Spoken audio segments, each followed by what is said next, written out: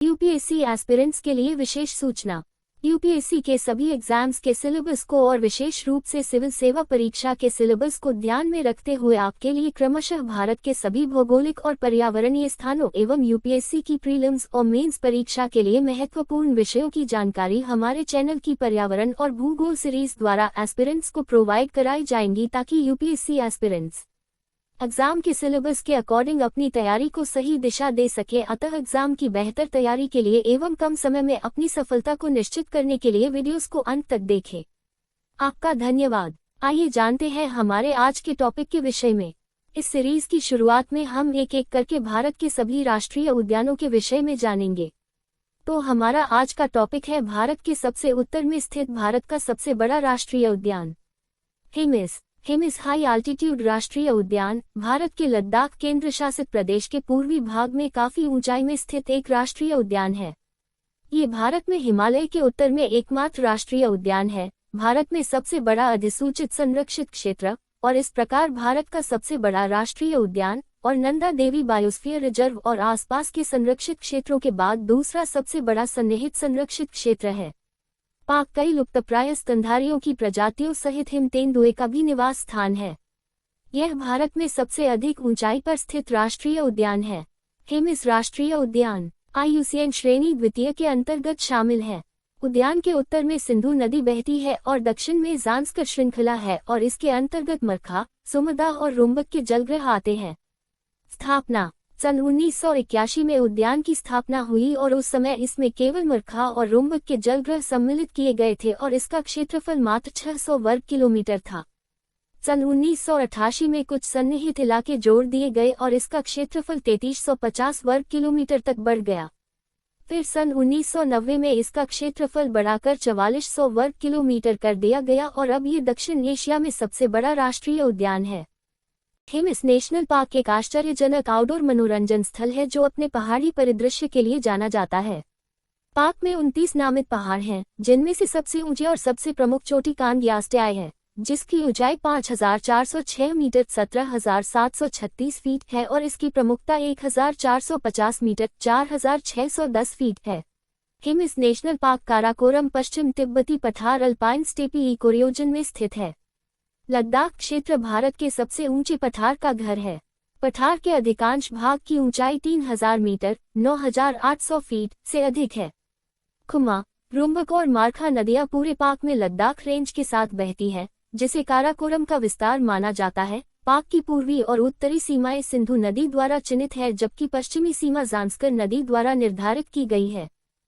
Hemis national park में कई बर्फ से ढके पहाड़ों के अलावा यह क्षेत्र अल्पाइन घास के मैदानों और अल्पाइन झाड़ियों का भी घर है। इसके अतिरिक्त हिमिस नेशनल पार्क अन्य लोकप्रिय आउटडोर मनोरंजन क्षेत्रों से घिरा हुआ है। काराकोरम नुब्रा श्योक वन्यजीव अभयारण्य उत्तर में, चांगथांग वन्यजीव अभयारण्य पूर्व में, किश्तवाड़ राष्ट्रीय उद्यान और थजवास बालताल वन्यजीव अभयारण्य पश्चिम में और सैचतुवान नाला वन्यजीव अभयारण्य दक्षिण पश्चिम में स्थित है।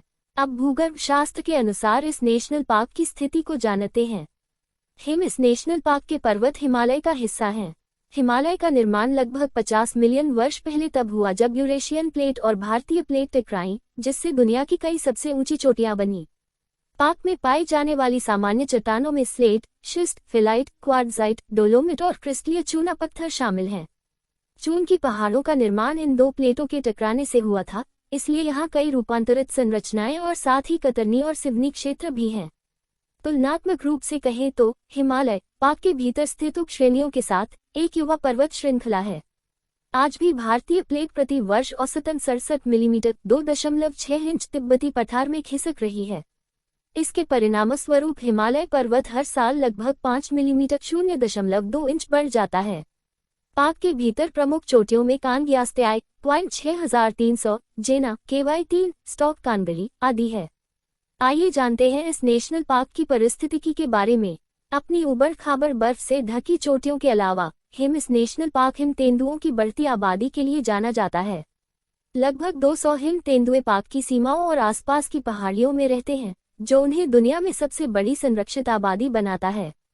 पार्क में अन्य उल्लेखनीय जानवर जो हिम तेंदुओं को पनपने की अनुमति देते हैं वे हैं महान टिबियन भेड़, नीली भेड़, शापो और आसपास के गांवों के पशुधन।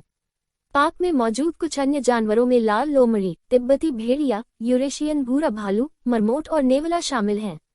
हेमिस नेशनल पार्क के आसमान में शिकारी पक्षियों का बोलबाला है। अन्य प्रजातियों में हिमालयन ग्रिफॉन गिद्ध, गोल्डन ईगल और लैमर्जिया गिद्ध आम हैं।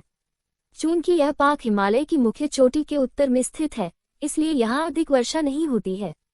पूरे पार्क में सूखे जंगल पाए जा सकते हैं, जिनमें मुख्य रूप से जुनिपर, बच और देवदार के पेड़ हैं। हेमिस नेशनल पार्क दुर्लभ औषधीय पौधों का भी घर है, जिनका उपयोग स्थानीय समुदायों द्वारा किया जाता है।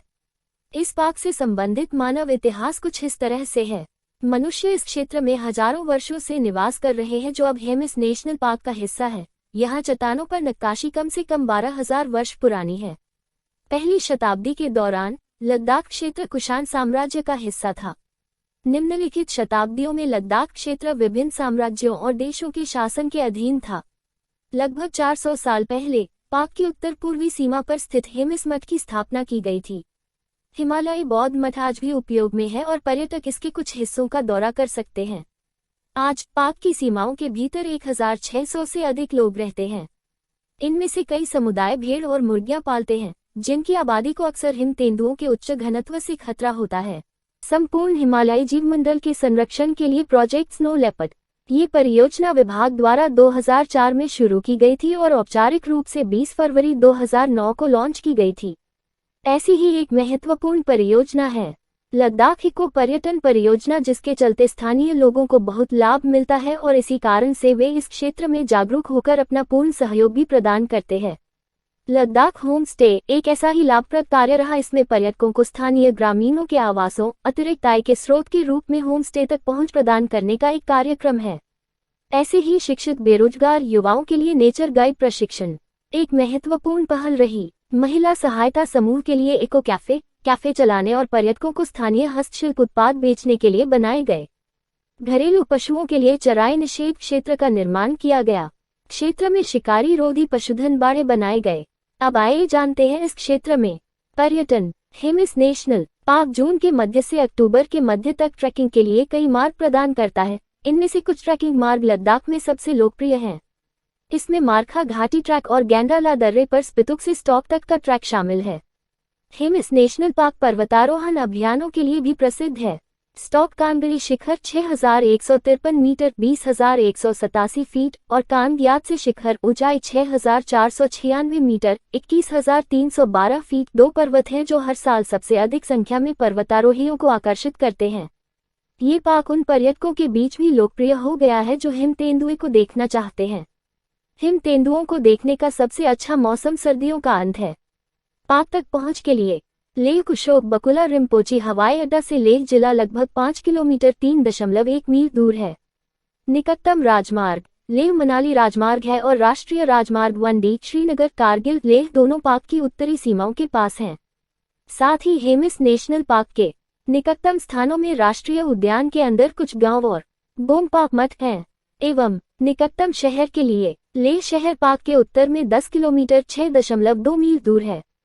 पार्क की सीमाओं पर check post. Hemis national park में कोई पक्की सड़क नहीं है। हालांकि कुछ उबड़ खाबड़ सड़कें स्थानीय लोगों को अपने गांव तक पहुंचने में सक्षम बनाती हैं। मारखा घाटी में चिलिंग ब्रिज को स्कीयू गांव से जोड़ने वाली एक कच्ची सड़क है और दूसरी स्पितुक को जिनचेन और रूम्बक गांव से जोड़ने वाली एक कच्ची सड़क है। हेमिस नेशनल पार्क के विषय में इतना ही। भारत के पर्यावरणीय और भौगोलिक स्थानों की एग्जाम की दृष्टि से महत्वपूर्ण जानकारियों के लिए चैनल को सब्सक्राइब करें तथा यदि आप सिविल सेवा परीक्षा या यूपीएससी के अन्य एग्जाम्स से रिलेटेड किसी टॉपिक पर वीडियो देखना चाहते हैं तो कमेंट करके सुझाव दें। हमारा channel UPSC medium UPSC aspirants को एग्जाम के सिलेबस रिलेटेड कंटेंट उपलब्ध कराने हेतु प्रयासरत है, अतः एग्जाम रिलेटेड विषयों पर आपके दिए गए सुझावों पर आपको जानकारी उपलब्ध कराने का पूर्ण प्रयास रहेगा।